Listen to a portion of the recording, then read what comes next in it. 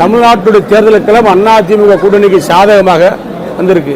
எடப்பாடியார் முதலமைச்சராக வர வேண்டும், திமுகவை வீட்டுக்கு அனுப்ப வேண்டும் என்ற எண்ண ஓட்டம், எண்ண அலைகள் தமிழ்நாடு முழுக்க இருக்கக்கூடிய வாக்காளர் மத்தியில் வயசு வரம்பு இன்றி எல்லோருடைய எண்ணங்களும் இதுவாகத்தான் இருக்கிறது. எல்லோரும் எண்ணங்களும் பேச்சு பொருளாகவும் எடப்பாடியார் ஆள வேண்டும், திமுக வீட்டுக்கு போக வேண்டும் என்ற எண்ணத்தில் இருக்கிறார்கள்.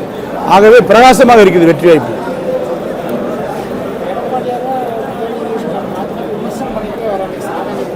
அதாவது தோல்வி பயத்தில் தோல்வி ஜுரத்தில் திமுக தலைவர்கள் எடப்பாடியை பார்த்து கோப கணைகளை வீசுகிறார்கள், அதை வேகமாக வீசுகிறார்கள்.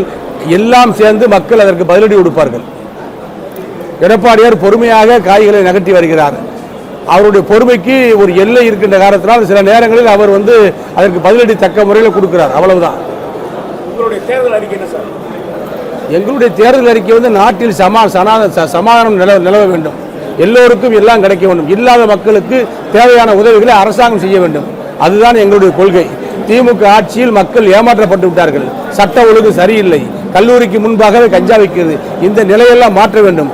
குழந்தைகள் முதல் பெரியவர்கள் வரை, முதியோர் வரை பாலியல் பலாத்காரப்பட்டு படுகொலை செய்யப்படுகிறார்கள். இதையெல்லாம் தடுக்கப்பட வேண்டும். இதற்காக அதிமுக குரல் கொடுத்தது மட்டுமல்ல, தேர்தல் களத்தில் வெற்றி பெற்று ஒரு நல்ல ஒரு ஆட்சியை, ஒரு அற்புதமான ஆட்சியை கூட்டணி கட்சிகளோடு சேர்ந்து வெற்றியை பெற்று அதிமுக தனித்து ஆட்சி அமைக்கும்.